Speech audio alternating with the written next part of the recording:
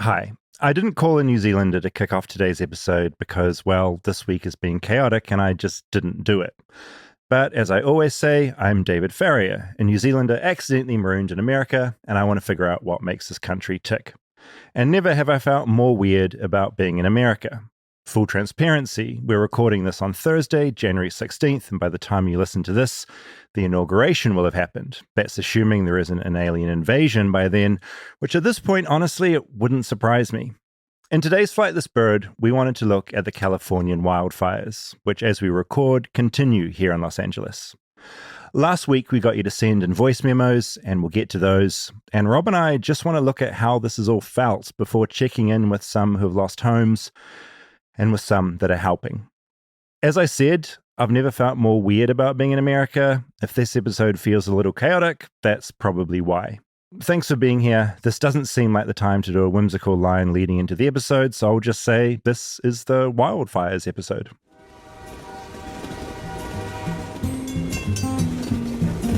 Flightless, flightless, flightless bird touchdown in America. I'm a flightless bird touchdown in America.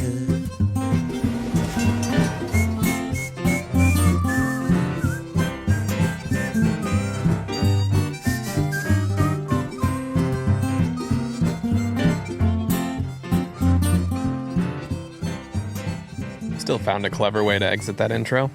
Well, I did. I got there. I just didn't want to do a joke. Yeah. It's like, so grab your fire like gear and get into it. Grab your extinguisher. It didn't seem like the right thing. No, but we got there anyway. We got there anyway. How are you doing? I just got my air purifier. I literally turned it on before I left, and it's got it's like a green is really good, red is chaotic. I'm right in the middle with an orange. Which could be just because I have a dirty apartment. I don't know. Yeah, an old dirty apartment. An old dirty apartment. That might be something to do with it. But it's a weird time still. As we record this, 24 people have died in these wildfires, and about, I think we're up to sort of 15,000 structures, last thing I read. Yeah. We're in this sort of odd situation where we live in LA. It's like normal. Yeah. Things have kind of settled down and gotten a little more back to normal for those of us that didn't have their part of town torn through. And that's the strange thing, right? Where like our neighborhood seems fine. The sky is blue. Mm-hmm. You don't smell smoke in the air anymore. But meanwhile, the city is grappling with so much loss and so much chaos and just trying to figure out like what the hell is going on. Yeah. And I think, is it worth just going back in time and talking about what happened? Because I remember the days leading up to the fires. There were warnings about the Santa Ana winds. I remember I sent Natalie like news post about it, and it just like it said like life-threatening Santa Ana winds, and I'd never seen that. No, that's an weather extreme report headline. I was assuming it was just being blown out of proportion. Yeah, because a lot of headlines are blown out of proportion. Like it feels like every day it's just a barrage of chaos, right? Yeah, and I don't think it was ever linked to fire hazard. No, not in my mind. Yeah. Totally. It was like, it's going to be stormy. You saw the warnings absolutely. Of it? High winds. That's the thing. And I thought what will happen is because LA seems very like its trees seem fragile. They blow over at like the lightest wind. I just assumed there'd be some like downed power poles, some stuff on the road, and that's kind of it. That morning, the winds did pick up. I had to like cut our wind sails down. We have like 3 wind sails in our backyard, and some of them had ripped off, and there's like metal flying around rings on it that are just swinging around. And I was like, all right, I guess I should take this down. But from like, I'm from Chicago where we have crazy weather and snow and rain and thunderstorms. It was like, okay, wind doesn't seem like a big deal. We'll make sure we pick up stuff in our yard so it doesn't blow all over the place, but wasn't kind of anticipating it being a big deal. No, and I think the thing that surprised me about this, because in my mind, ever since I've been here, there's always been fires kind of out west, right? Like Malibu way. There's like, it's not an uncommon thing, but it's always felt very far away. Yeah. And then it felt like this time, those fires got very big. And I was hearing from friends that are more out west that were getting worried about that stuff. But in my mind, everything was like still very far away, which, as I talked a bit about this last week, my friend needed to pick up a harp that they were renting, and it was out east. And we're driving out there, and it's the first time I've felt unsafe in weather. Like the winds were crazy, and the freeways were just like covered in shit. Trees were coming down, and I just felt. I turned to my friend. I was like, "Should we be driving? Like, you know, when you're driving, you can feel the car being like buffeted. It's like this doesn't feel good." And people were kind of driving a bit erratically. And then it was that thing where, as we got close to Pasadena, which is, you know, it's a 20-minute drive from where you and I, the area we're in, I just looked out to the left, and there was just like a glow of red. And I was confused because I thought, is my geography completely screwed? Like, are we in the wrong direction? But of course, that's when the Eaton fire had kicked off. And when by the time we were at that harpist's house, residents were out on the street in dressing gowns. They were like wondering, like talking about actively, like, do we evacuate? And it's those winds just picking up those sparks and just sending them friggin' hurtling. Yeah, those videos of the like palm trees on fire and the winds going and how quickly it's just spraying them everywhere are terrifying. And that's the kind of stuff where people start saying I know it's like an overused term, but like apocalyptic. It did feel apocalyptic. And LA I associate it here with like at night, the skies are like open and bright. The days are sunny. Even though it's like this horribly dirty city, it just transformed into this whole different beast. Yeah. So then that night, our power went out at like 7 o'clock. Yeah. Ours went out at 9. Yeah. I don't think there were a lot of talks of fire yet that we were hearing. It still felt far away, right? Yeah. Yeah. And then our neighbor's window from the side of our house, their like kitchen bay window, just flew out of the window frame. Right. Just gone. And we just heard this like crazy loud shatter. And then like Calvin and I walked around and like just saw this window had ripped out of the frame and just flew into the side of our house. See, that's not normal. Yeah. That's like, has that happened since you've been living here? And then like our neighbor's an old man and his husband is in Japan. So he's by himself in there and like peeks out of the window frame and is like, are you guys okay? And that's the thing. It was like, from that night onwards, it was suddenly talking to neighbors you hadn't talked to before, necessarily going like, are you okay? What's happening? And that's what I said last week. It felt like the beginning of the pandemic where there was no official line of like what you're meant to do. Yeah. It's like you're in a situation where you don't understand the next move. And that's a really confusing place to be in. So then power's out all night. I remember waking up the next morning. I think it's Wednesday morning at that point. And you can kind of see the city skyline out of our kitchen window. And at like 6 a.m., sun's coming up. And like the sky just looks insane. There's smoke. Yeah, it's just orange, reddy vibes, right? You can see hills on fire behind the skyline from our window. Holy shit, okay. So that morning was like, here's something on this whole hill behind the city on fire. And then just these insane clouds above.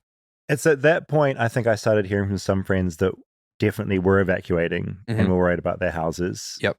I walked up to Griffith and just observed like both fires, which was just basically like very dark, smoky, like you could see the smoke moving across the sky, like billowing out from behind the hill. And from there, it was like, I ended up driving an hour north to get out of town because... You went north? Sorry, south. Sorry, south. Yeah. It went in the absolute incorrect direction. I went south and because there was a fire in Runyon Canyon, which is very close to us, it took off.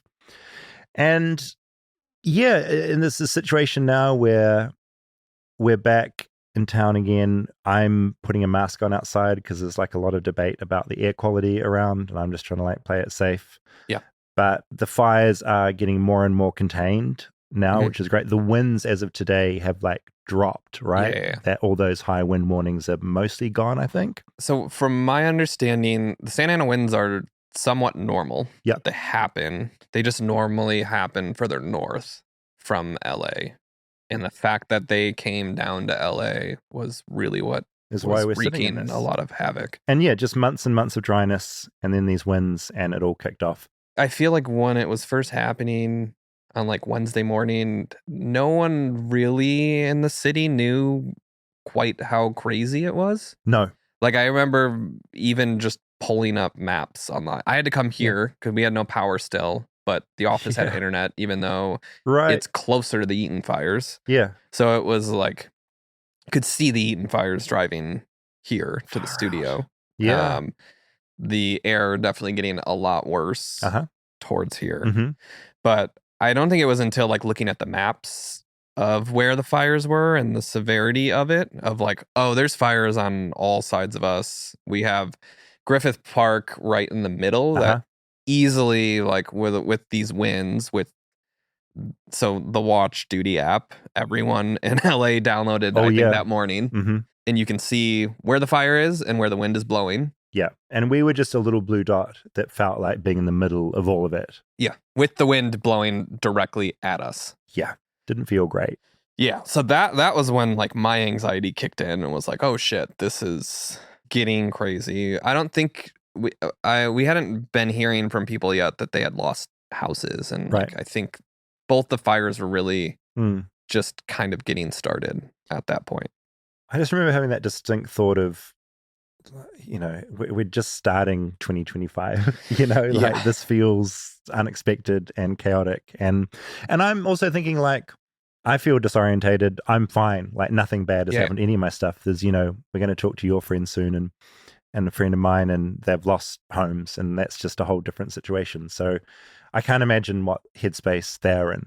A few things leapt out at me just sort of going through the news that I've sort of found interesting, and I don't have any great insight into this, but just thinking about, which I hadn't thought about and didn't know about, the idea of private firefighters.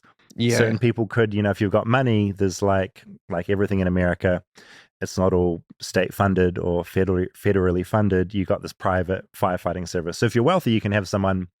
I've seen a few photos of, you know, there's outside a house, there's this private thing that no one else can access, and they're protecting that home. That's happening, and like, yeah, there's been a couple of specific houses that have been protected by like hired help, essentially. Wow, which I found fascinating. The other thing with the firefighters that has been popping up is the inmates. Yeah, no, essentially, if you're incarcerated, you can get time off your sentence or various other bonuses if you fight fires. How do you feel about that?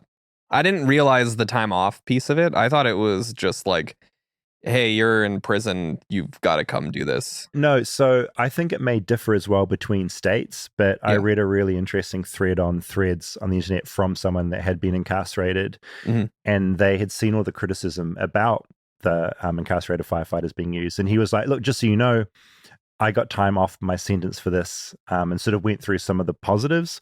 Overall, I mean, I think it's horrific that like prisoners, even if that's the incentive to get time off, that they're being sent into these life-threatening situations.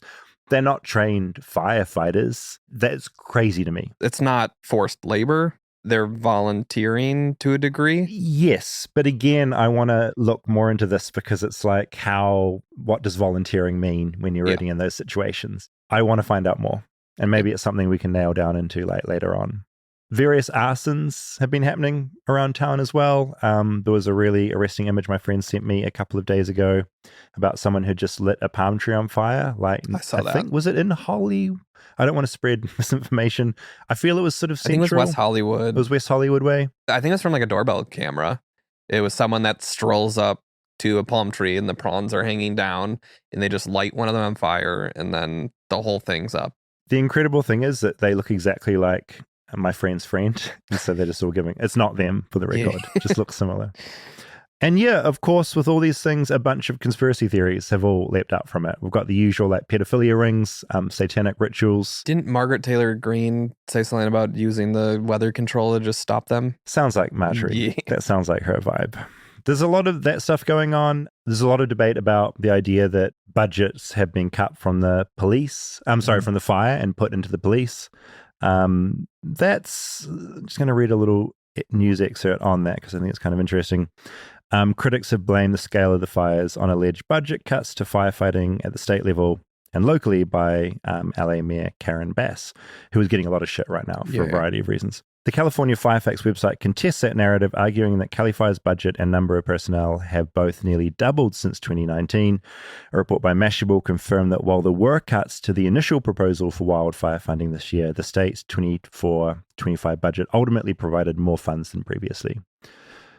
So that's information that I think got a little bit out of hand. Yeah, you've been seeing the wildfires kind of weaponized from a political sense, unfortunately. Yeah, like any disaster in America, that seems to happen. Yeah. With every little thing. So I think it's just, there can be slithers of truth in things, but also don't believe like every tweet you read.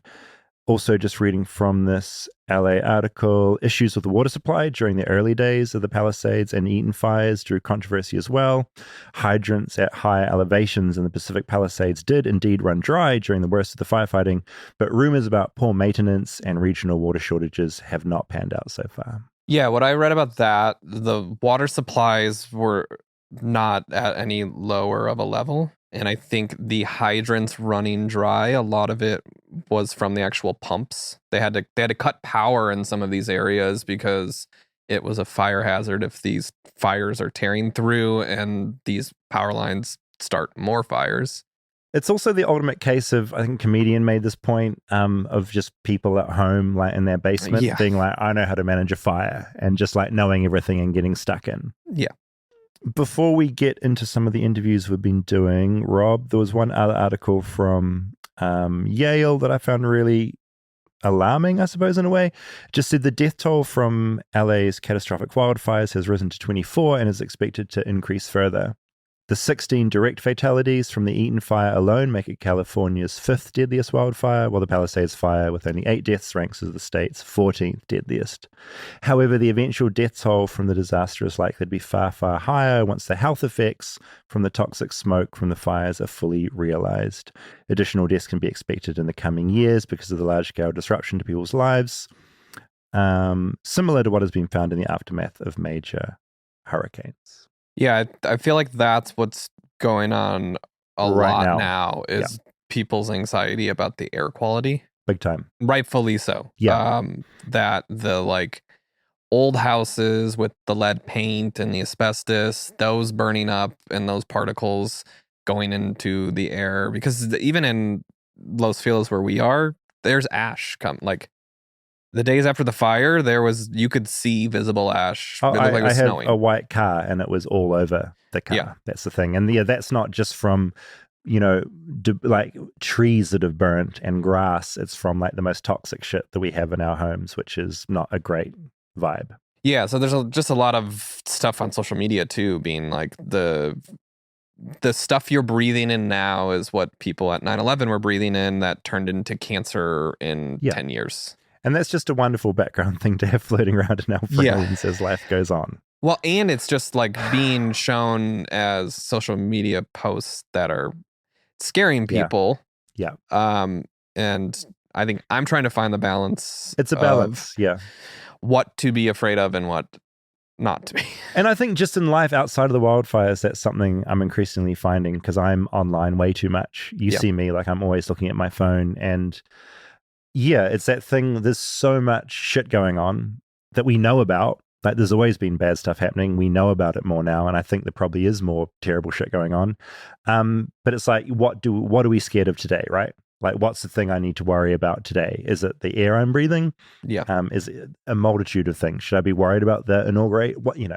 I don't know. Well, and I feel like with this happening, the pace at which it's coming at us here is like really overwhelming. And even just like being on a WhatsApp group for Vincent's preschool. Oh, I can only imagine the discussion going on in there.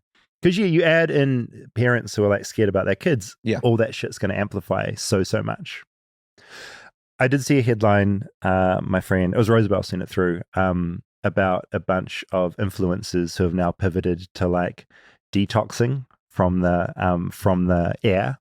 It's all bullshit. It's like have the smoothie, buy this thing. The influencers, they'll always be there for us. Well, so speaking of that, there's also the like rent gouging that's happening around LA. There's a lot of people that are displaced. They need places to stay. Yeah. And there's a lot of stories coming out. Yeah. Suddenly weekly and monthly rents have gone up tenfold. Yeah, it's $20,000 to rent a house. The great thing, I'll include it in the show notes for this episode.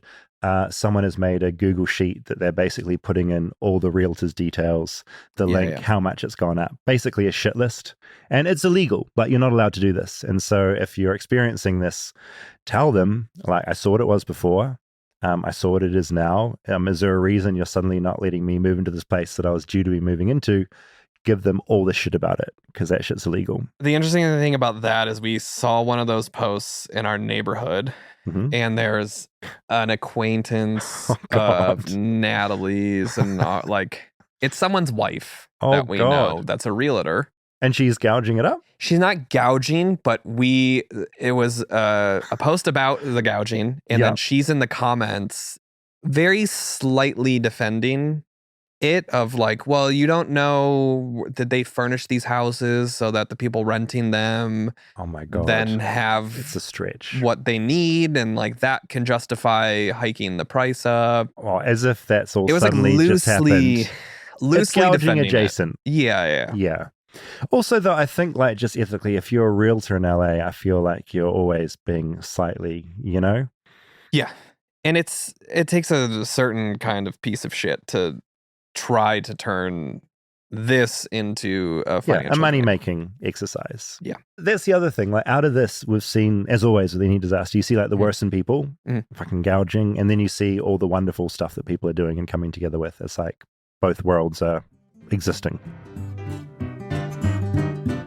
Stay tuned for more Flightless Bird. We'll be right back after a word from our sponsors. Support for Flightless Bird comes from Quince. Now, with a new year comes a chance to reimagine ourselves for the better, and importantly, our closets. This year, I'm resolving to refresh a few things with quality pieces and stay on budget. And I can, thanks to Quince. I recently went to their website, went into the best sellers in the home category, and I'm getting myself a new linen duvet cover. My current duvet cover, it's a mess. I want my bed to finally be looking good, and this Quince European linen duvet cover has got me on track. And there's also no better workout motivation than some new activewear. Their performance tees and tech shorts are perfect for any movement. For me, that's a lot of hiking up big hills here in California. I love them so much. However you choose to refresh yourself this year, all Quince pieces are priced 50 to 80% less than similar brands. 50 to 80%. They're able to do that by partnering directly with top factories, cutting out the cost of the middleman and passing the savings on to you. Quince also only works with factories that use safe, ethical, and responsible manufacturing practices. And that makes my duvet cover feel even better. And of course, they use premium fabrics and finishes for that luxury feel in every piece. I talk about this a lot, but I love my puffer jacket from Quince. And yeah, this duvet cover, I'm just going to shut up now. You're sick of hearing about it. But it's just nice to have a bed that looks good. Upgrade your closet this year without the upgraded price tag. Go to quince.com/bird for 365-day returns, plus free shipping on your order. That's QUINCE.com/bird to get free shipping and 365-day returns. Quince.com/bird. Support for Flightless Bird comes from Bombas. Well, it's officially too cold to do anything. The upside, you can cocoon yourself in Bombas socks, slippers, and underwear all winter long. As I record this ad, I'm currently wearing their socks, and good God, they're good. The secret is in their fabrics. We're talking about the good stuff like merino wool, which feels as cozy as a ski lodge. But in saying that, if you want to brave the cold on the slopes or on a snowy run, Bombas has athletic socks built for that too. Bombas also knows little things really do make a really big difference, so they removed all the itchy tags, fixed that annoying toe seam on the socks, and perfected the fit of everything. No more socks that slip up or underwear that rides up. No one wants those things. My personal favorite, though, is their slippers. If your feet drop to quite cold temperatures like mine or my extremities do, then you'll love the warm, fluffy Sherpa lining and the marshmallow-like cushioning. Oh, marshmallows. But it doesn't matter which Bombas you get, because every Bombas item gives back. And this is what I love. For every item you purchase, Bombas will donate another item to someone facing homelessness. Really, they've donated over 150 million items thanks to purchases like yours. And if for some reason you're not a fan of what you get, don't worry, because they have a 100% happiness guarantee that covers free exchanges and returns. I have a lot of Bombas socks. They're cozy, they never drop down my leg, they look great, I wear them on hikes. I wear them when I'm out of the house anywhere. I love Bombers. They're my new favorite socks. So try Bombers now. Head to bombers.com/bird and use code BIRD for 20% off your first purchase. That's BOMBAS.com/bird. Code BIRD at checkout.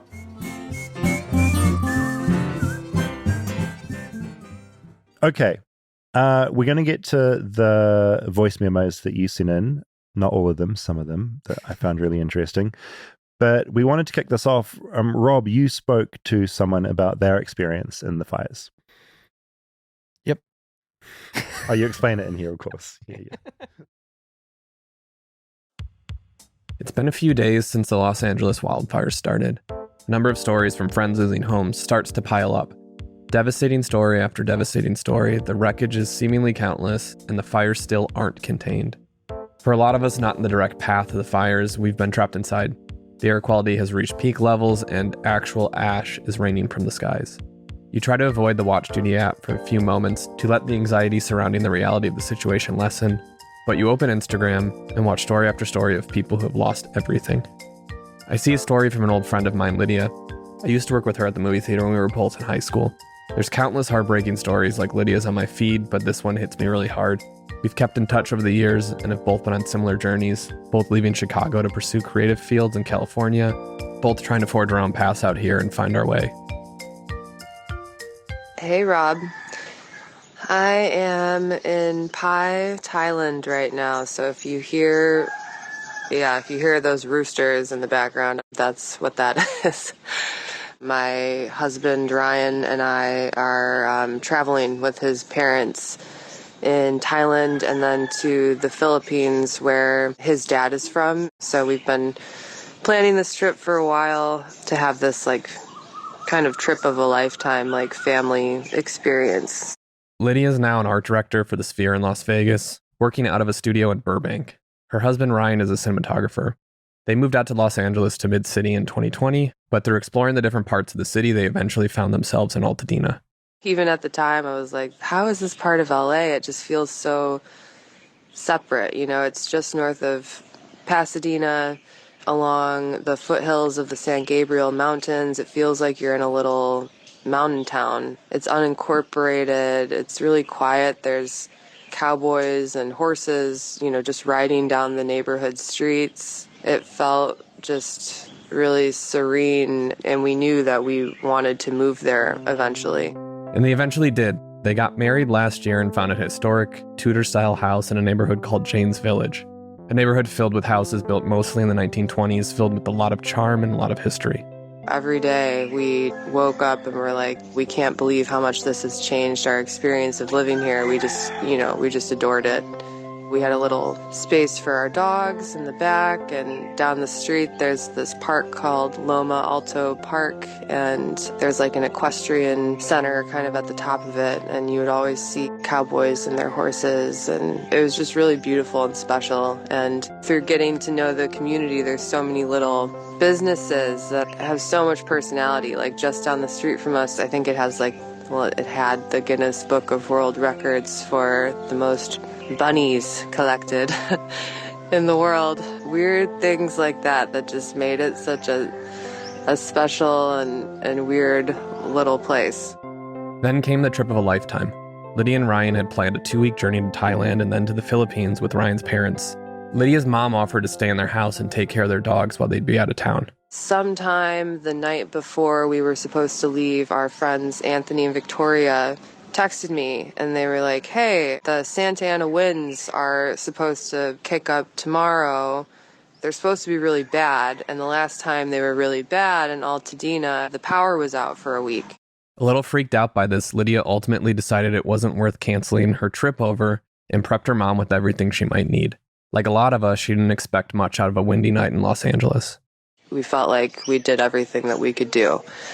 So then the next morning, we go to LAX to fly out, and my mom took us to the airport. We still thought it was okay. She dropped us off, she drove home, and the winds had completely died down by the time she got back to Altadena. And she took the dogs for a walk, and she was sending me videos from the park. Their first leg of the trip was a 13-hour flight to Seoul, Korea. As soon as they landed, Lydia's phone started going off. I have 20 text messages or something crazy on Instagram. Similarly, my inbox is flooded, and I'm starting to go through these, and we're learning that a fire started. Lydia learned that her mom had evacuated to a hotel in Glendale with her 2 dogs. Once we found that out, then we started to feel the reality of the situation a little bit more. Lydia and Ryan only had an hour to comb through the chaos, but there wasn't much they could do 6,000 miles away. It was time for them to get on their next flight, this time a 6-hour flight to Shanghai. We land and getting all these messages, we're starting to realize the severity of the situation and how out of control the fires had so quickly become. So we're talking to my mom, and she had decided to evacuate from the hotel that morning, and that's when we really started to get scared. They went to bed in Shanghai that night and woke up the next morning to more messages from friends. It said, "Hey, I don't want to scare you, but your street, there's a bunch of houses on fire." She got another message from a neighbor who managed to get on their street and sent along a video of the damage. They received the news that they had been afraid of. Their whole street, including their home, had burned down. Yeah, I don't really know what else to say. I mean, you never think that it's going to happen to you. That's for sure. And as this has escalated, so much of Altadena has been affected and wiped out. It looks like a war zone. Processing this from across the world with the time difference has been the weirdest experience of my life. It feels like I'm watching a movie about someone else.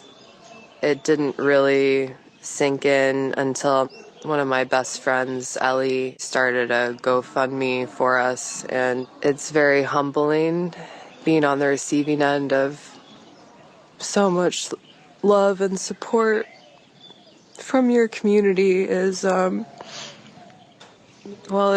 affects you really deeply, and we feel really loved and blessed in so many ways. We have our careers. We have a lot of things to be grateful for, and my mom and our dogs are safe. But my husband's life work was in the house. We had everything on hard drives, and, all of our gifts that we got from our wedding last year, and little pieces of art that we collected on our honeymoon, notes from my mom that she sent me over the years, all those little things. Like, yes, it's just stuff, but when you're faced with the reality of losing it, it's a really hard thing. Even across the world at a time of unimaginable loss, they felt the love and support from their community and loved ones. And that's the thing that's become really apparent during this time. At a time when the world has seemed as divided as ever, there's still an outpouring of generosity when people are in need. I really can't even put into words how grateful we are for our friends. So many people have offered to let us, stay in their homes indefinitely, free of charge. So many local companies are putting together care packages with toiletries and clothing for people affected by the fires. Yeah, that side of it has been really amazing to watch.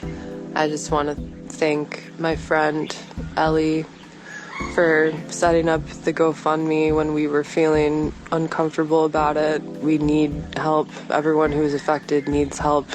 And my friend Jackie for offering her place up to us. Our friends Anthony and Victoria for offering their place to us and taking care of my mom throughout this horrific experience. Ryan's parents for letting us cry through their vacation. My parents too, because my mom was dealing with this alone, and she's just so strong. We love both of them so much for all the help they've given us.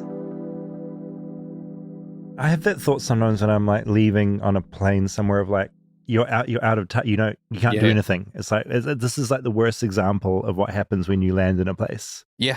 being disconnected for completely 16 hours and those 2 legs of the flight as well, and like getting those messages, houses on your street are on fire and there's nothing you can do about it. You're safe, which is great, but yeah, holy shit. Yeah, so they have a GoFundMe. Yeah, we'll put in the show notes. I'm going to put a bunch of resources in there that people can jump in on. The Bunny Museum as well. Yeah, that was in the back of my head as a Flightless Bird episode at some point. I've been there. This quirky couple. I've been there too. Yeah, it's one of the weirdest places in LA. It's now doesn't exist anymore. It's burnt down. They got their cats out. If you know the Bunny Museum, collect a lot of black bunny. 4,000 or more bunnies. Insane. And like in their house. So you're in this person's house and you're walking through like their kitchen and it's all like, it's a bunny museum. I don't know how to explain it. That's all gone. They got out. The cats got out. But it's just surreal. Like it's surreal thinking about these things. Yeah. So I spoke to my friend Mike Rothschild. We had him on the conspiracy theory episode around the election. He came on that. He's written The Storm Is Upon Us, which is a book that I love. And I, like a lot of us, I guess, scrolling through Instagram and just saw a post, his house is gone. Yep. And he's in a similar area to your friend. And so I rang him. It took a while to get through. We had it arranged to do it on one day, but when you lose a house, chaos all around you. But when I did catch up with him, this is the conversation we had.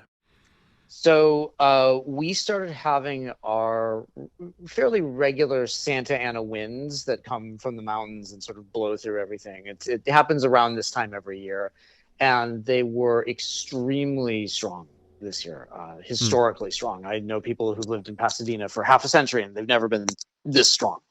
So we already had this high wind danger, and it's also been extremely dry this winter. We've had actually fairly wet winters the last couple of years, but this winter was extremely dry. I can't remember the last time it's rained. And that combination, as far as I know, and the causes of these fires are still really being investigated, but likely knocked down some power lines in several places that sparked fires that it was too difficult for firefighters to get to right away, and they spread incredibly quickly. I can't speak much about the Palisades fire, but the Eaton fire, which is what took our home, that started probably about 6 o'clock. I was just getting home with my kids, and we saw the glow of the fire in the distance, and we thought, it's not a big deal. It'll get put out. And then maybe around 8:30 or 9, we could start to see the fire creeping across the mountains to where the point where we could actually see the flames. And we thought, okay, let's pack some stuff up. We haven't gotten the evacuation order, but let's just, better safe than sorry. So we packed as much, as many valuable things into our 2 cars as we could, not really knowing what to take, not really knowing if we were going to have to leave at all or how long we'd have to go. And then we tried to get some sleep, and we figured, okay, we'll see how it's going in the morning.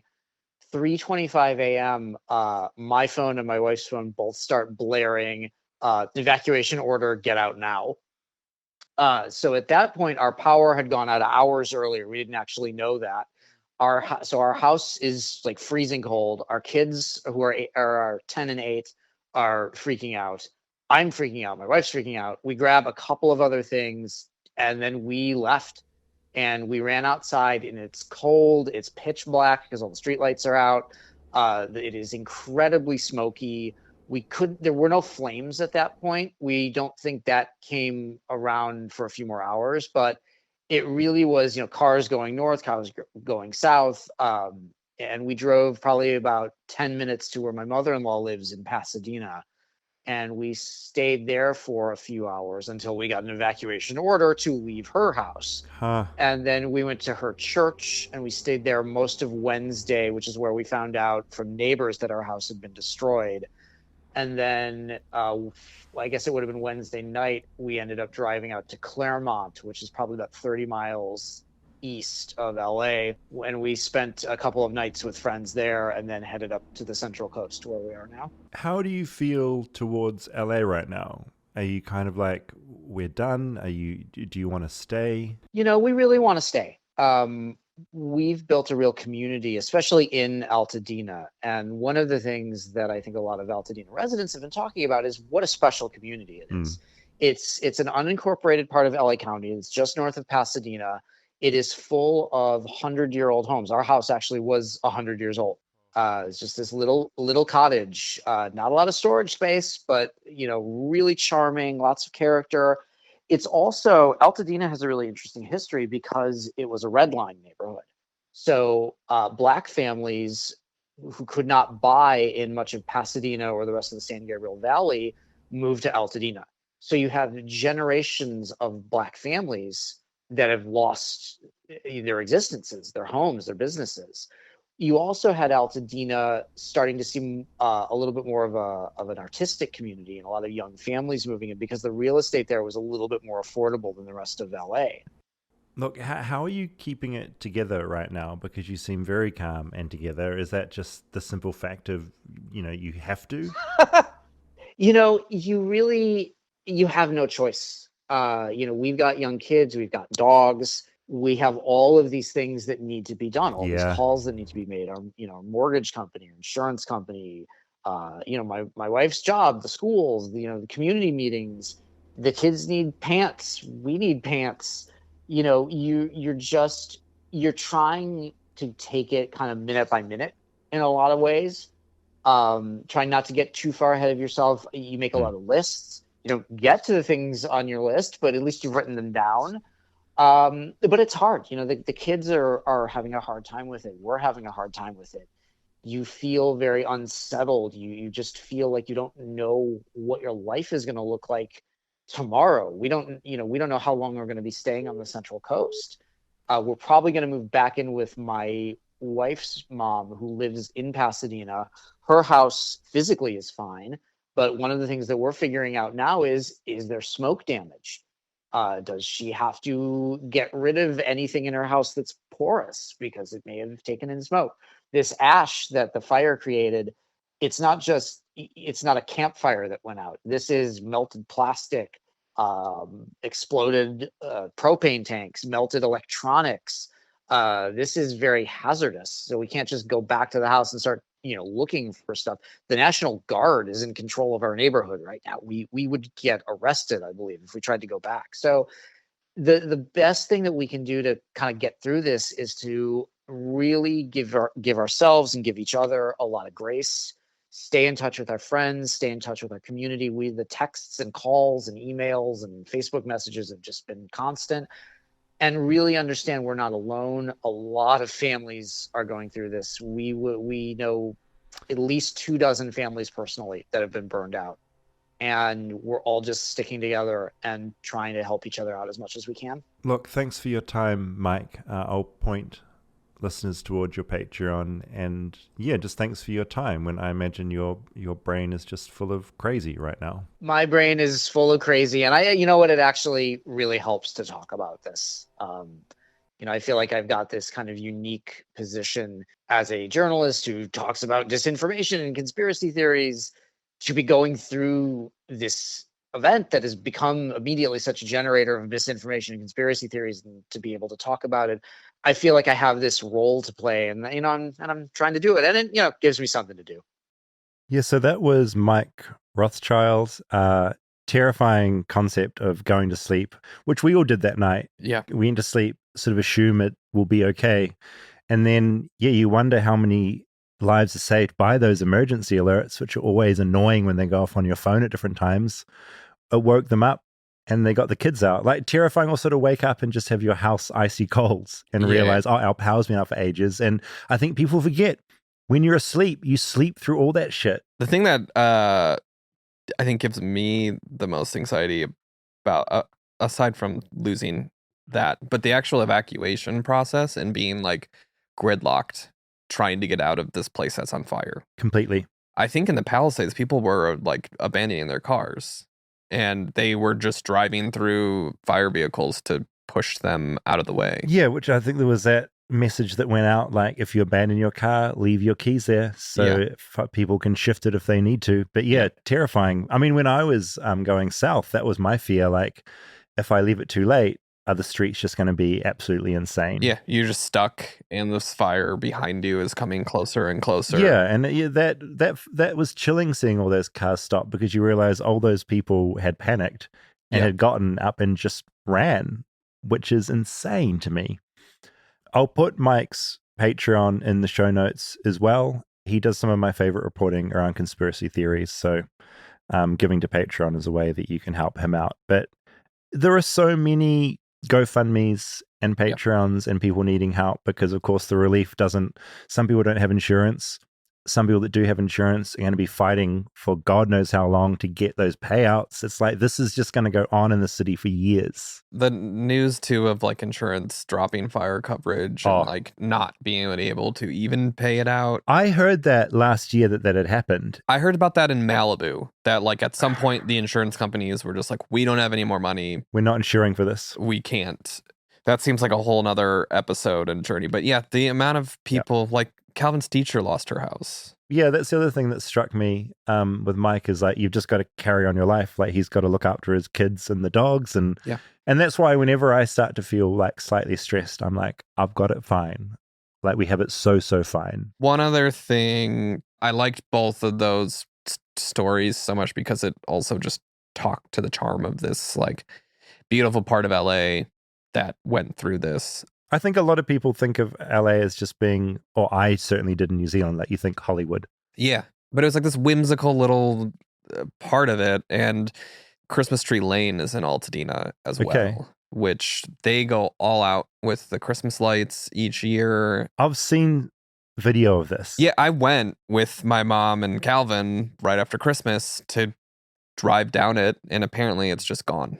Right. Like totally wiped out. It's like Hawaii, like just leveled and gone, you know. It's like, it's not like one or two houses. And that's what I can't quite conceptualize. So say you're Mike, right? And you're like, what do you do now? So much, he rebuilds. So what, you rebuild and you're this one house in the middle of like the carnage? Yeah. What does that look like? It's such an unusual thing to me to like think about. Well, and like with them having to fight insurance companies and get money, I'm sure like cost of material is going to skyrocket because we have entire zip codes that need to rebuild. And you have wealthy people in these areas rebuilding too that can pay more. But then you have other people that can't, that are trying to get as much as they can from their insurance company to rebuild what they can. The dynamics around all of this are bonkers, I think. And that's why, I mean, there's a lot of anger out there, right? Like, that's why people are directing their anger towards all sorts of people, including, you know, I mean, people will lose their jobs over this, obviously, as well, and how this is handled or not handled. That's going to be really crazy to see play out. Stay tuned for more Flightless Bird. We'll be right back after a word from our sponsors. Flightless Bird is supported by Mint Mobile. If you haven't noticed already, 2025 is here and it's already pretty crazy, and Mint Mobile has a resolution for you. Skip the gym. Skip all the fad diets the influencers are telling you about. Skip the BS resolutions you'll forget about by next month. I've already forgotten about all of mine. Instead, make a resolution to save some serious cash by making the switch to Mint Mobile. And right now, you can get half off their 3-month unlimited plan. Now, when I was doing that mystery sound episode of Flightless Bird, I found out about Mint Mobile and where its towers are and what its coverage is doing, and I was really, really impressed. The other thing, it's just so much cheaper. I'm relatively new to the United States. I was paying over $80 a month for a mobile plan, and that is just, as I've now discovered with Mint Mobile, completely ludicrous. You don't have to be spending that much money. So it's time to leave your overpriced wireless plans, jaw-dropping monthly bills, and all the other bullshit in 2024. Mint Mobile is dropping huge savings for the new year by offering any 3-month plan for only $15 a month, even their unlimited plan. All plans come with high-speed data and unlimited talk and text delivered on the nation's largest 5G network. And this is really important for me. You can even bring your current phone and your number. Ditch overpriced wireless with Mint Mobile. It's easy. You sign up online and get 3 months of premium wireless service for $15 a month. Switch to Mint, and new customers can get half off an unlimited plan until February 2nd. To get your new wireless plan for just $15 a month and get the plan shipped to your door for free, go to mintmobile.com/bird. That's mintmobile.com/bird. $45 upfront payment required, equivalent to $15 a month. New customers on first 3-month plan only. Speed slower above 40 gigabytes on unlimited plan. Additional taxes, fees, and restrictions apply. See Mint Mobile for details.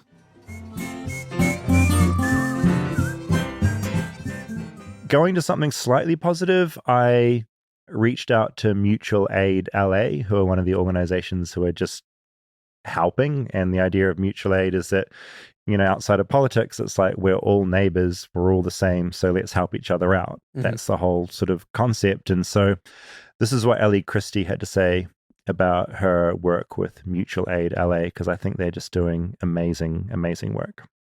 So my name is Allie Christie. I started organizing with Mutual Aid LA Network in January of 2022. I got invited to come build hygiene kits that were going to be distributed to unhoused folks around the city. And I met a bunch of really cool, like-minded people there and have stuck around ever since.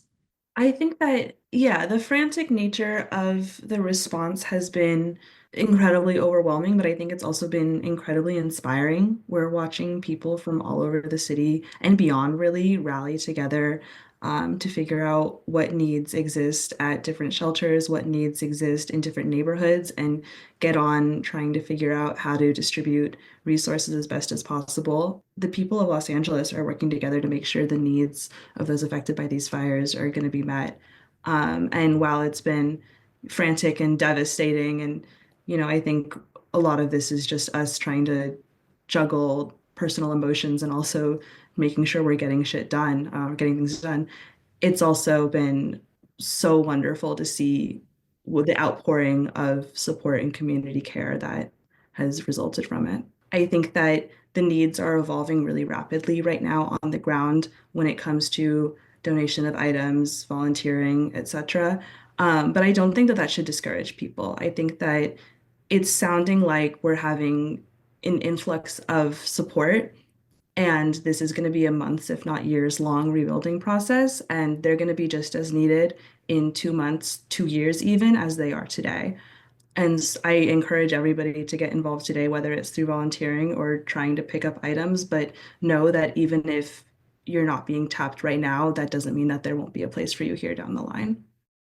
So that was Ellie Christie from Mutual Aid LA, and I'll include in the show notes a spreadsheet which is basically updated every couple of days, being like, these are the locations, this is what they need with like stuff, like this place needs nappies, this place needs dog food, and also a list of like jobs you can do to turn up for. Yeah. And that's always shifting. And it's not just now, like they're going to be needing people for the next like couple of years, Yeah, I think that's the important thing. I think the community of LA, I don't feel like it's ever felt as strong as right now. Really? Yeah, that's cool. LA feels, for one of the first times, like home to me now, too, and seeing everyone come together. Yeah.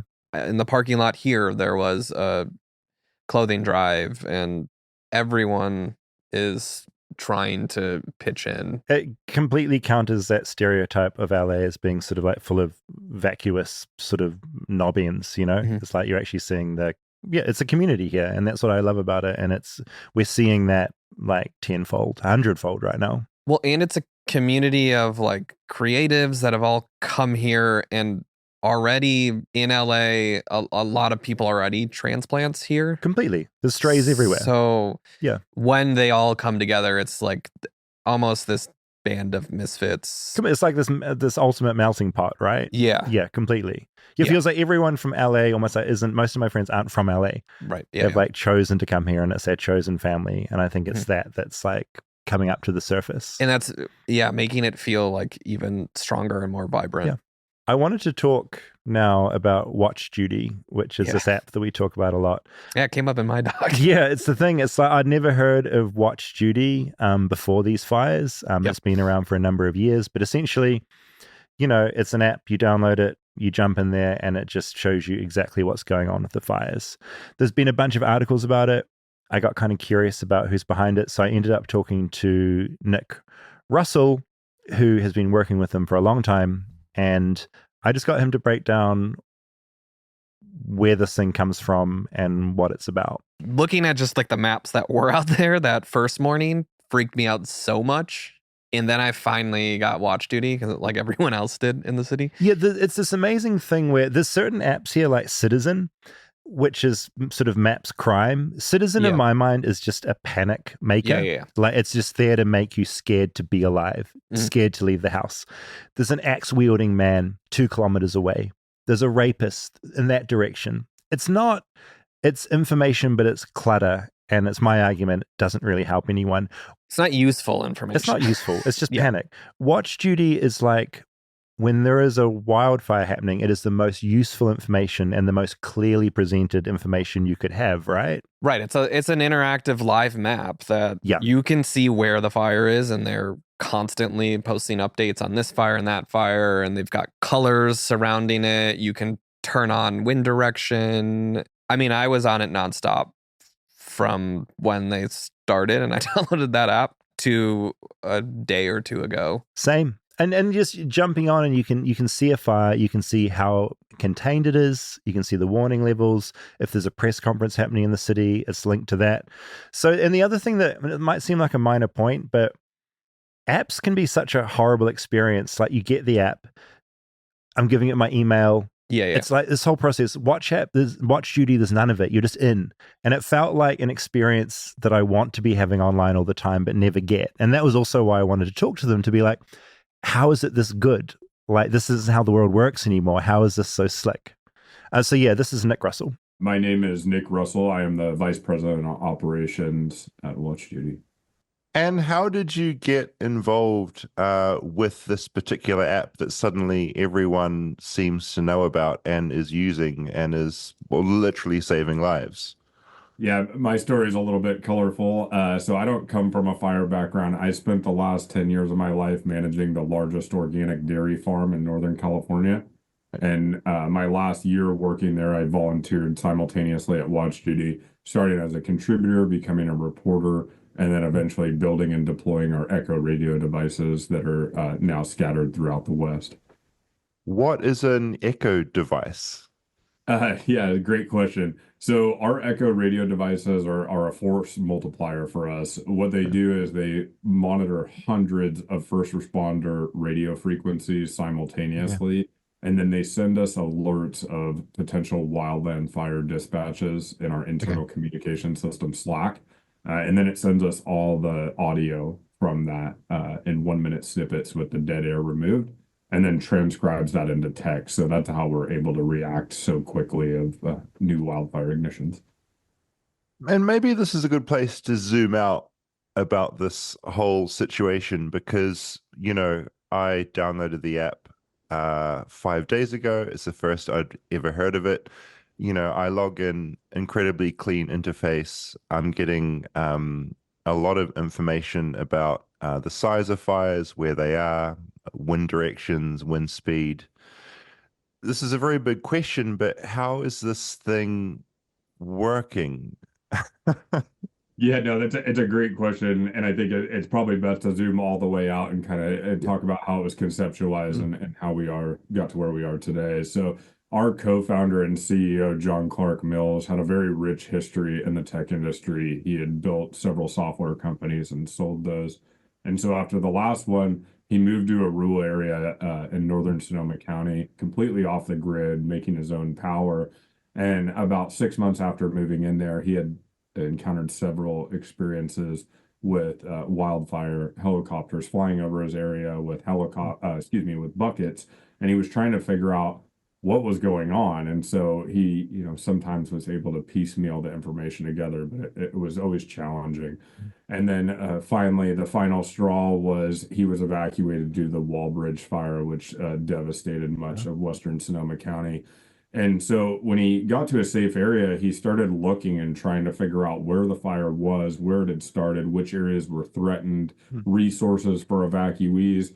And he was really coming up short. It took him a long time. He eventually visited 5 different social media pages and local government pages and was able to put a small piece of the story together. And he stopped and said to himself, man, there's got to be a better way to do this.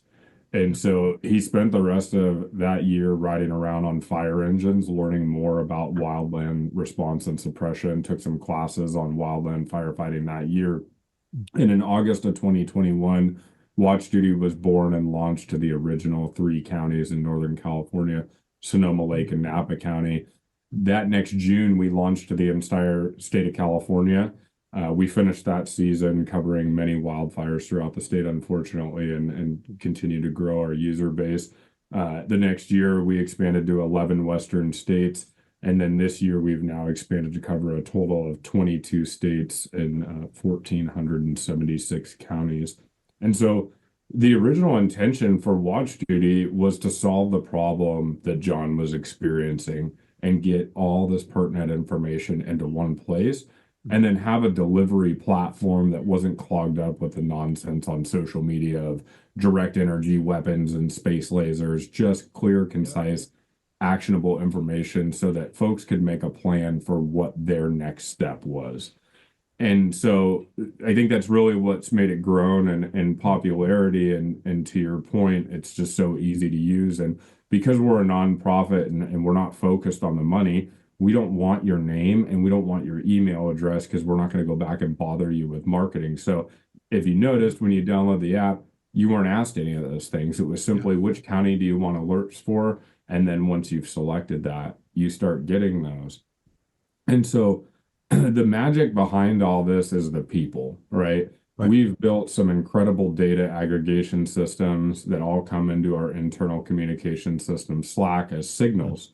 And then our dedicated team of over 200 volunteers and 12 paid support staff, which are predominantly made up of active and retired firefighters, dispatchers, first responders, and radio enthusiasts, validate those signals. And what they're doing is trying to determine if this signal is in fact an ignition of a wildfire. And if it is, they start posting that information in Watch Duty, starting by not sending alerts to anybody, but just putting the story together. Yeah. Because our goal is to tell a storyline from the start of ignition until the threat passes or the last engine leaves. And we do that much like sports reporting, where we're giving you that play-by-play. That's an interesting way to think about it. And you're completely right. As someone watching the app, you are getting the backstory. So it's not suddenly a shock when there's an evacuation order. You know exactly how that fire is spread and where that information is coming from.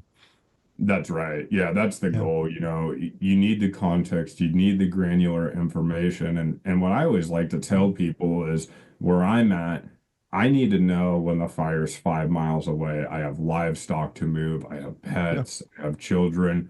My neighbor, on the other hand, doesn't care until the fire is a mile away. And so that rings true throughout all of our communities. Everybody's emergency is different. And so saying that here's the cookie cutter plan that's going to get you out of harm's way when the time arises doesn't always work, right? Giving people that context, now they can take their own actions. Maybe they start a rooftop sprinkler system. Maybe they're opening gates for their horses. Maybe they're gathering their pets and going to a loved one's house. And so by giving them that, I think we give people that advantage and we give them those extra few minutes they need to gather documents. This is a very naive question from someone that's new to California and new to the United States, but what has made these Californian fires so big, so quick, and bigger in Los Angeles than they have ever been before? Is it purely those wind speeds matched with the heat and the fact these fires have started somehow in the first place? Yeah, I mean, speaking to this situation specifically, I think it's really just a combination of perfect storm of events and taking forest and land management completely out of it. I just don't think that has a large effect when you have hurricane force winds stacked on 9 months of little to no rain, and then you have an offshore wind event that is bringing that dry air from inland and blowing it towards the coast. And so I think it's fair to say I have rarely, if ever, seen these kind of wind speeds sustained for this period of time. You know, obviously, Watch Duty is in the press a lot at the moment. People are talking about it. Is this the busiest the app has been? It might be an unusual question, but is this like a particularly busy time for you guys? Yeah, I mean, this is certainly the busiest we've ever been in January, and that it really is unfortunate. But Yeah, the growth that we experienced over the past 5 days has certainly been unprecedented. We added 2 million additional users to our user base and covering 220 million push notifications we sent. And at the peak, I'm going to call it the peak of the event for our communities, and that was yeah, when they received an erroneous wireless emergency alert to the entire county. We I got it. spiked to yeah, we spiked up to over 3 million users a minute. So a very, very high number. We saw some request spikes of 100,000 people per second. So you're starting to pass people like Amazon on Prime Day at that point. So Yeah. certainly never anything that we thought we'd experience. But I guess the one thing I can smile about as we go through these events is we watched many other technology systems fall down and not work because of these traffic loads. And Watch Duty from the start of the event to today has had 0% downtime. And it's a testament to our engineering team. They stayed up all night long in several instances, scaling the system to meet the demand.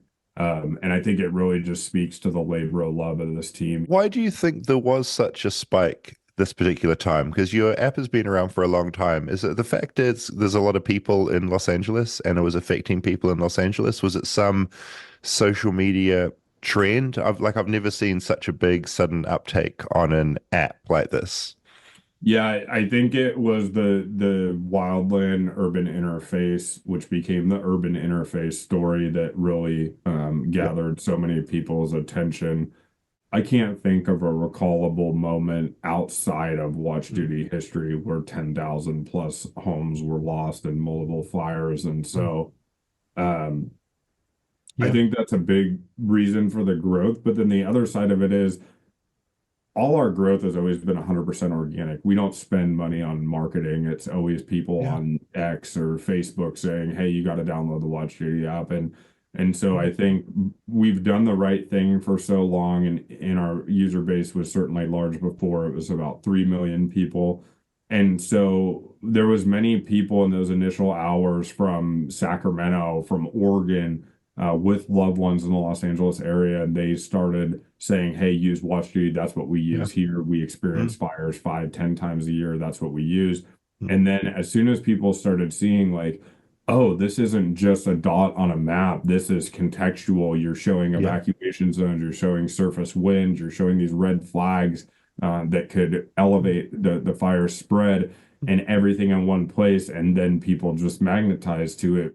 Amazing. And just finally, are there any particular stories that you've heard from users of the app over this time, or even, something that might have been on social media that you've kind of gone, oh yeah, that's pretty cool. Yeah, I was actually reading through support tickets the other night, just trying to kind of ground myself back in the work we're doing because it's easy to get a bit clouded. And there's certainly two stories that ring out, and they're on opposite ends of the spectrum. The first one comes from one of our users in the Northern California area, and he saw these fires developing at, shortly after 10 a.m., the Palisades fire, and he reached out to his mother and father in the Malibu area who were unaware that a fire had begun. They were unaware that evacuations were underway, and he was able to get them 30 minutes of lead time. Now, they unfortunately lost their home, but they had some functional Yeah. access issues, and they were able to get that extra time. Amazing. And I've had the opportunity to speak with some celebrities in the Malibu, Tuna Canyon area who also utilize Watch Duty.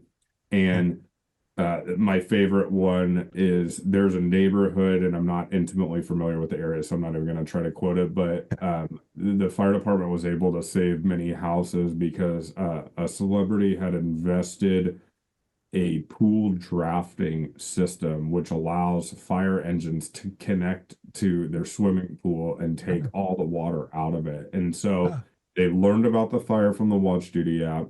Not terribly close yet, but engines were beginning to assemble about 3/4 of a mile away from their house. They drove down to the fire engines and said, "Hey, we've been following this on Watch Duty." The firefighters all had it, which is exciting. But they said, "Hey, we have a draft system built on our pool. Here's where our house is." And so all of those engines were cycling through and refilling the engines out of their pool, and they were able to save many houses because of that. That's so cool. That's a celeb story I can get behind. I love it. Hey, look, thank you. I could talk to you all day. You've been beyond amazing. I appreciate your time on short notice as well, and appreciate you and appreciate what you do. Yeah, no, thank you very much again for the coverage, and happy to talk anytime. So again, thank you. So yeah, I am nominating Watch Duty for App of the Year. I'm a big supporter. I've never been excited about an app since Raya. I was excited about Raya. Wow, you can go on a dating app. Look at celebrities. It's very funny to me. Watch app has surpassed Raya as by far the best app on planet Earth. I'm hoping that at some point we don't need it. Or I don't need to use it as much as I don't want to be using it daily. Yeah. But as far as like a resource, like yeah, as you it's say, great. It's like it's funneling all that information from all these different sources into this one place and spitting it out for dummies like me to actually understand like what the hell is going on. Yeah. So good. And a not-for-profit. It's just they're never going to sell out. They're just funded by some users, and holy shit, what a success story. I think we also have to talk about leaf blowers. Oh my God. Yeah, okay, so talked about this briefly last week, right? Yeah. Pasadena had put out, the county had put out a, what is it? Pasadena County, an area? They'd put out an City Instagram of post. Pasadena? Yeah, city had put out a post saying, no leaf blowers because it flicks up horrible shit into the air. Just not the time to use it. Every day since the fire started, I have heard aggressive leaf blowers all over the neighborhood. I have seen so many. All right, so the issue with them, they're banned now as well. Yeah, like the city has banned them. Yeah, like, they have. Do not use them. Well, because I think there's two things. They were telling people not to use them in the fire areas because it's blowing embers. Yeah, that was the first warning. But then the second thing was even in like our neighborhood, them blowing around, it's blowing up all of the toxic ash you talked about. That we don't want to breathe in. And so basically, for me, I don't mean to make this all about me, but I'm a podcaster. That's what we do. I'm in my little apartment. I've got my windows shut. I'm like super aware of what the air is doing. Outside both of my windows, leaf blowers start. Yeah. And I've been, as you know, I've been irritated by them for a long time. But this felt just like I didn't know what to do. And then also the other element in LA of leaf blowers is two of the people, both leaf blowers, obviously hired help. So I went through that journey today. Okay.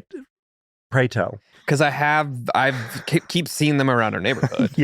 And I'm like, what the fuck? I know you're not supposed to be doing them now. You're not supposed to be using them, like especially now. Mm-hmm.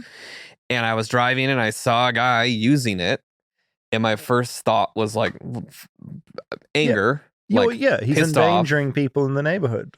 But then I was thinking, well, this guy's hired to do it. I don't know if he even knows about the ban or not. Mm-hmm. He's like a landscaper that's trying to fucking survive right now in this city. Mm-hmm. Does he need someone screaming at him? And like he's on Instagram, like, and saw all these warnings about leaf blowers. I don't know. No. Well, he's probably busy fucking working. While I'm in my house scrolling like through Instagram. And he's also like, the guy wasn't wearing a mask either. So he's taking in all of this too. Yeah. Also very hard to communicate with a leaf blower. Yeah. Because it's so fucking loud. Yeah. So I went through like a whole journey. So full disclosure, when it first happened, I screamed out my window. I couldn't see who the leaf blower was, but it was like down and behind a hedge and it had been going on for about 10 minutes. I just like a crazy person went to the window and I just like screamed like, stop blowing. Like I sounded in my mind, I sounded very angry. I probably sounded like quite silly. Insane. Like an erratic. Yeah, and of course, he couldn't hear me. He's got like an he's got erratic earmuffs bird. on. Yeah. An erratic bird coming out of the window. Pretty much. But I just felt so pissed off. Yeah. I was just like, come on. Like, we're all kind of stuck inside. Don't do this. I was talking with someone I know about this too, and she was like, yeah, I wanted to yell at them and felt like I was going to be the like crazy lady yelling at someone, and I was like, if I do, I'm the like guy on the lawn yelling at people to slow down on the street. Completely. I'm really glad that you had the same thought process and the same experience. Yeah. And I don't know, second guy, I just left and I had my window shut, and it's like, I don't know, what can you do? Yeah, but it's also terrible that all of that shit's being blown up and into someone's window nearby. And yeah, not great. I think it's more on the people hiring them that they need to say, hey, stop using the leaf blowers. Yeah, completely agree. I went on a walk today, had a mask on, guy leaf blowing outside. He was, I would say, the owner of the house. Just looked like an owner of a house. You know what they look like? Just looked like a bit of a, you know, he had a big house, looked like a bit of a prick. I shot him an evil fucking look. In your mask? That's what I did. So you... Eyes. It was through the eyes. He knew, because he stopped blowing and he stared back at me and he looked guilty. He knew. Anyway. Okay.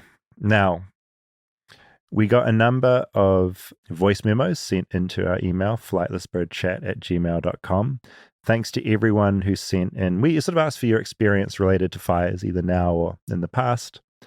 We got a lot of them. I've just selected a few that speak to different things, and I just wanted to play them now.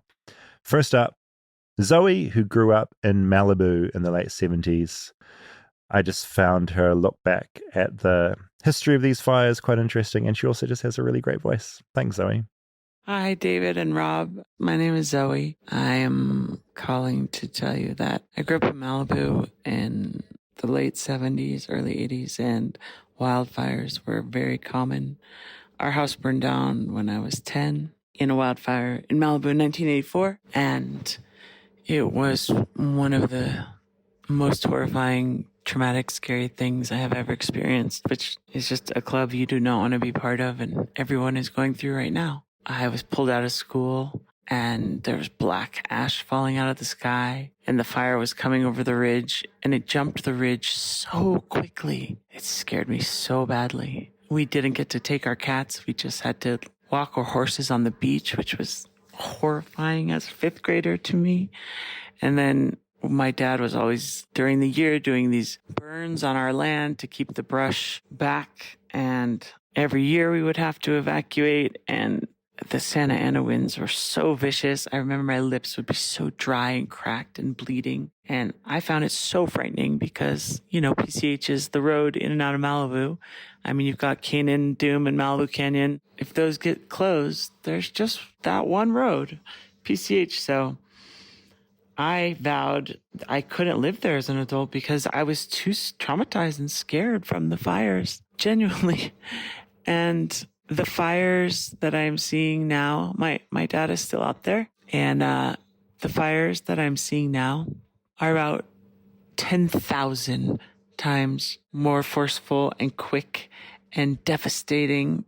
And my mom lives in Maui, so they just went through this a year and a half ago. I live in Boulder, the Marshall Fire, right near Boulder in 2021. Just these fires inside of hurricanes, the ferocity of which it's grown, the speed of which the fire moves compared to like the 80s and the 70s wildfire in Malibu are unbelievable. They're just fucking unprecedented. My mind is just broken and my heart is breaking for all the people out there that are going to be so traumatized as well. I'm sorry if this is a little discombobulated, but I love your guys' show, and you said to send it in if you had some personal experience, and I had a lot.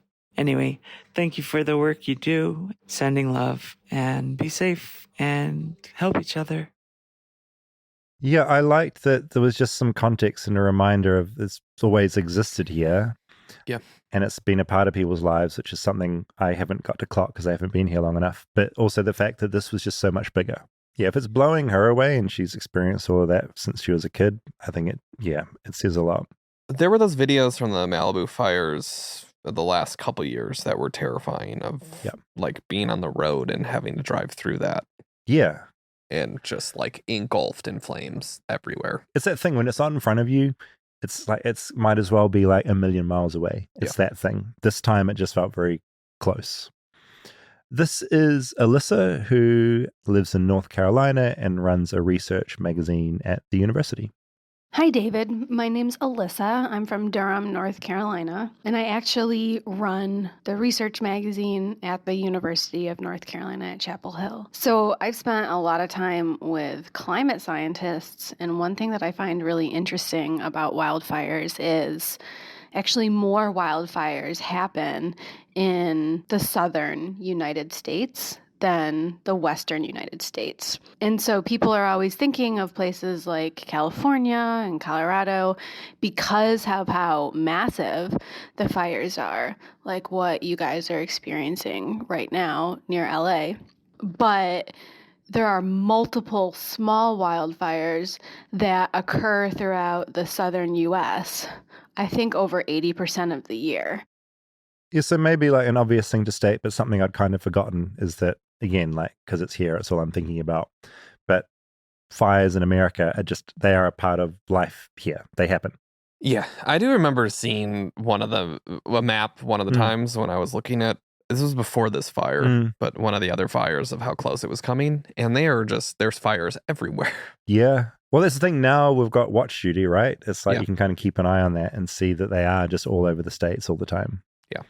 Just happens to be in an incredibly densely populated city right now. Carsten also sent in a voice memo. He is a firefighter, and I thought he had some really interesting observations. Hey, David and Rob. My name is Karsten, and while I don't live in California and haven't personally been affected by the fires going on there, I was a wildland firefighter out in Colorado for quite some time, working on hand crews and so on. And so, yeah, I've just been watching those fires kind of from that perspective and thought you might appreciate hearing that a little bit. Yeah, I mean, obviously pretty wild. For me, the thing that really has stood out watching all this go down is most of those folks fighting those fires are equipped and prepared to fight wildfires, right? You know, that's dealing with brush and trees, grass, and so on. So their personal protective equipment is to keep them from having burn injuries as much as possible while having little to no respiratory protection.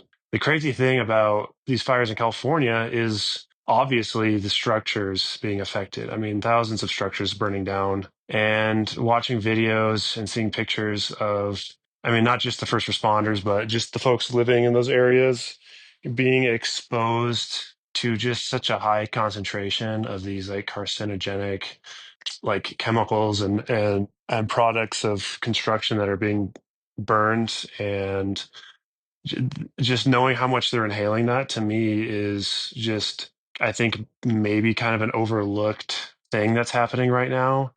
I mean, obviously in the forefront of our minds is these people's homes and lives being lost, but in the years to come, I'm just, a concern I have is these folks are going to be dealing with the repercussions of being exposed to these extremely toxic things, you know, and then not to mention the insane work that those folks are putting in. Like a typical you know this, I'm sure, but a typical hand crew, so like a 10 to 20 person group of individuals assigned to fight these fires, are working on like a relatively chill wildfire 2 weeks straight, minimum of 16-hour shifts per day, and away from their families, of course.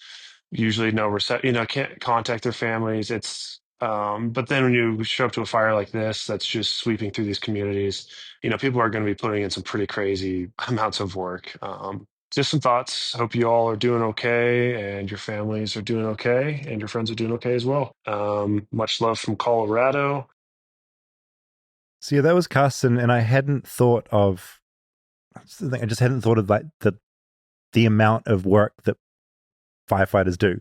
They're not going in for like a 4-hour shift. It's like, no, No. it's the day and the night. Yeah, I think I saw that they were doing 12-hour on, 12-hour on, 12-hour off. Holy shit.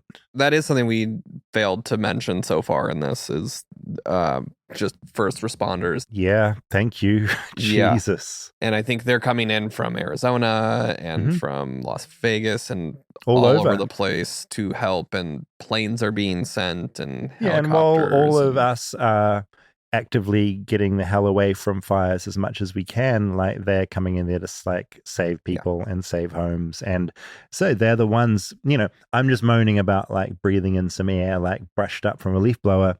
They're in the middle of all that shit getting God knows what up their nostrils. And I think it could be a case of, what you saw after 9/11, where further down the line there's going to be some health effects from this. And I feel sort of shitty even talking about it, because like if there's one of those firefighters listening, I don't want to like panic them. But it's like, it seems they're the ones that should be the most protected in all of this. But these fires are not what they are used to fighting necessarily.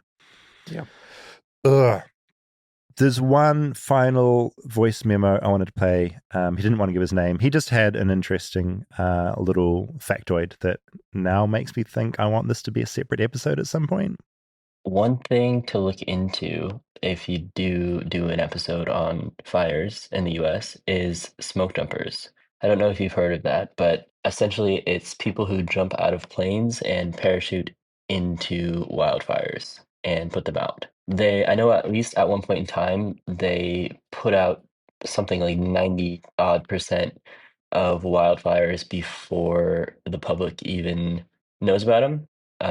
Because the key with wildland firefighting is to put it out. It's way more cost effective to put it out when it's small, obviously, than after it grows. So smoke jumpers do a great job at that because they can meet fires in remote areas where you can't easily access them by other means. The idea was actually, I think, started in Russia, but America is really where it took off. And I actually grew up just right next to the first smoke jumper base in the United States, up in Winthrop, Washington. Yeah, I just had never heard of smoke jumpers in my life, and I thought, what a kick-ass, amazing job that is. Yeah. I mean, back to watch duty.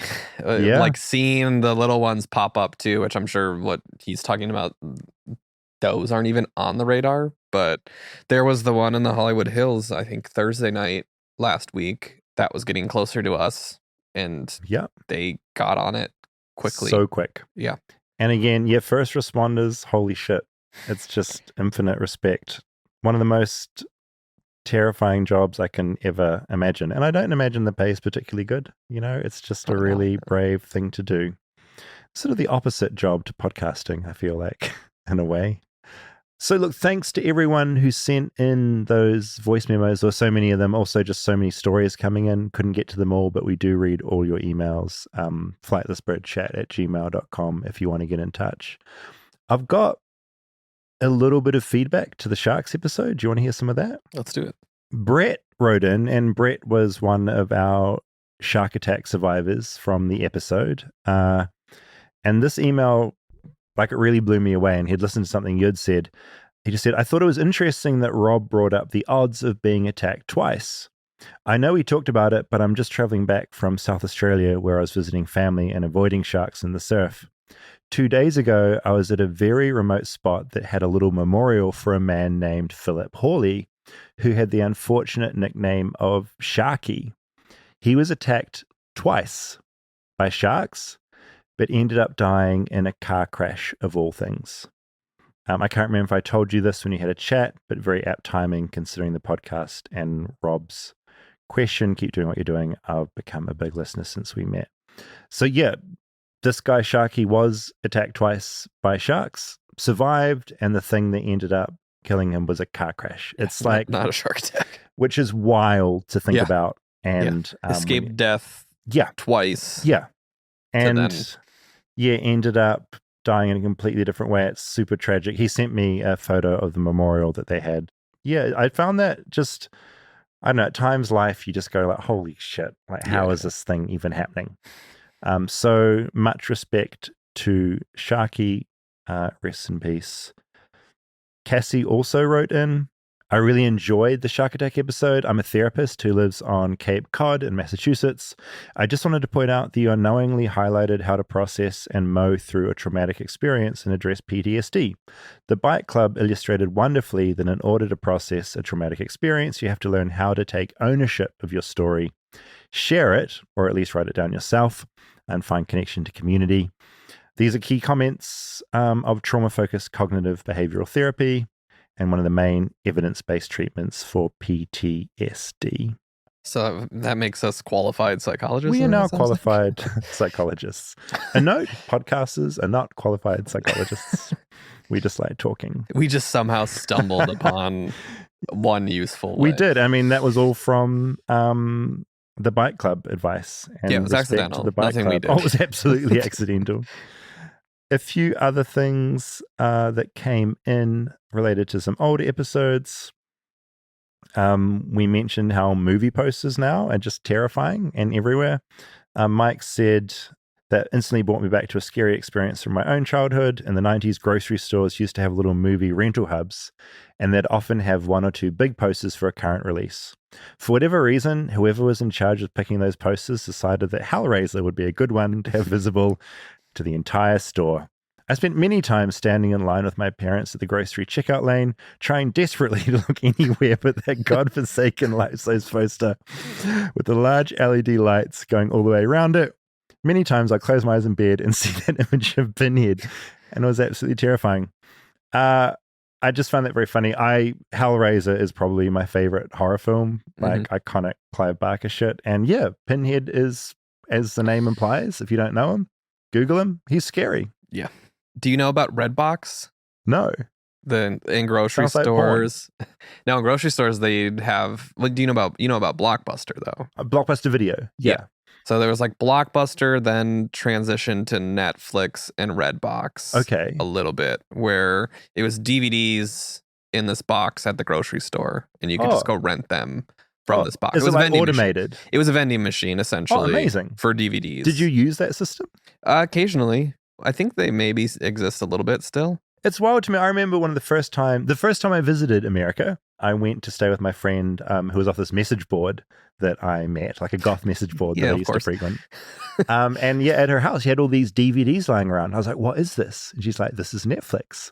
I can just get as many as I want. I keep them for as long as I want, and then I send them back. Well, so you don't know? Did you not know about Netflix when it was a mail service? No, my first time, because in New Zealand, didn't have it, hadn't heard of it. I was like, this is amazing. Like, what is this? Yeah, you'd go on the website and you could sign up for like, you could have 3 DVDs at a time. Yeah, right. And you'd pick the ones you want. They'd and mail they just it to arrive. you. And then when you return them, you could pick out different ones. It's genius. Yeah. Also, I might be misremembering this, but I read this feature about sort of the origin of Netflix, and that was also like a great thing for Netflix to do, because essentially they didn't need as many warehouses to store shit in, because essentially customers' houses ended up being their storage. Yeah.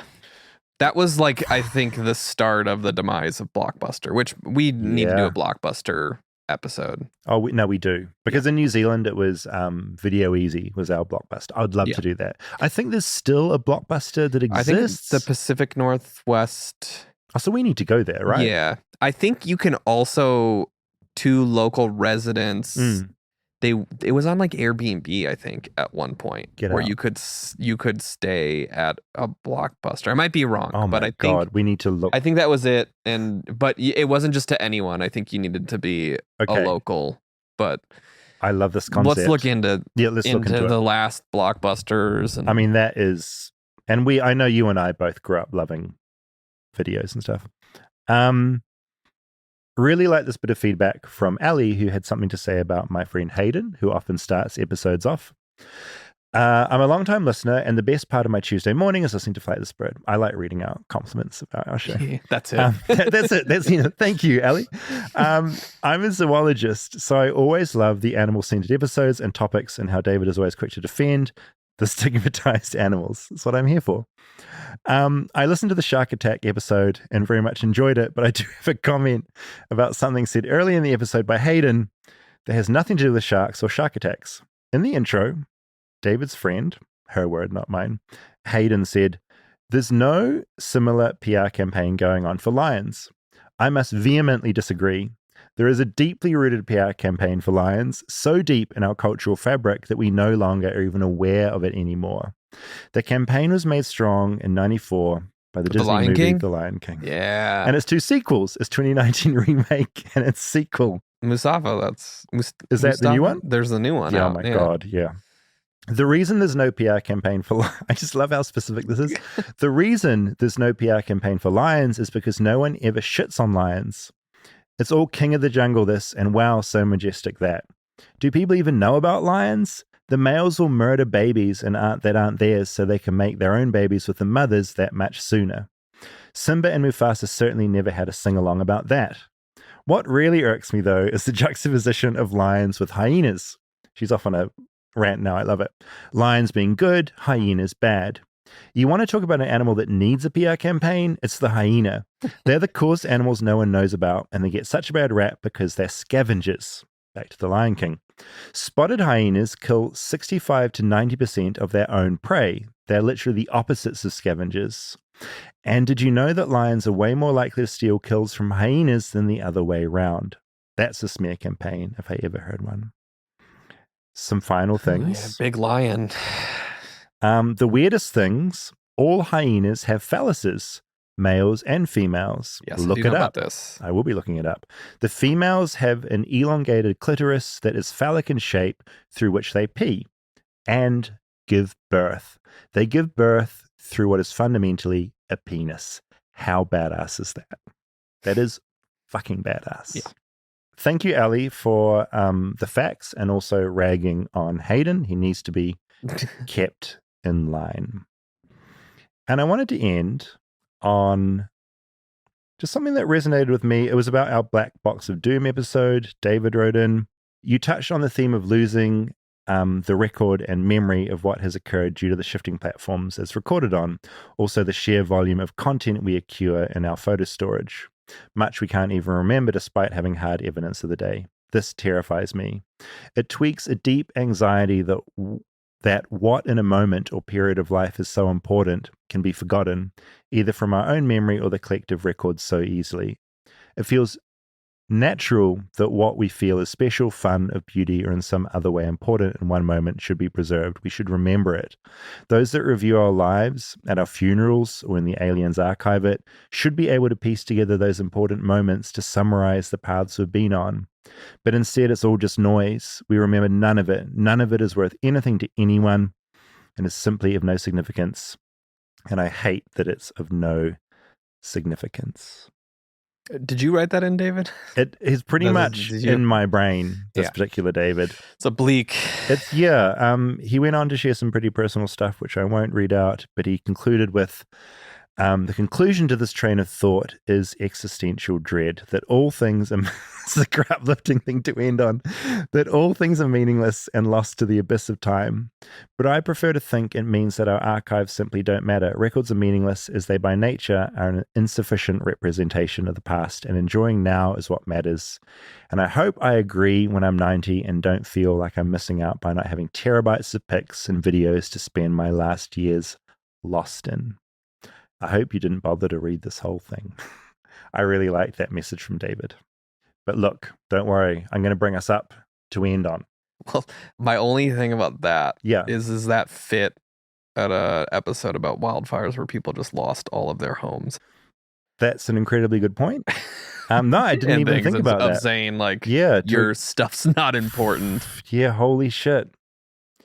It's one thing musing about this stuff when all our things are there and available. It's another thing musing about this if it's suddenly all been lost in a fire. Yeah. And again, it's that perspective thing, right? I also feel like I always spiral out into these existential things when I'm like shut in and like a bit bored and going crazy. And that's what this last week has kind of felt like. Yeah.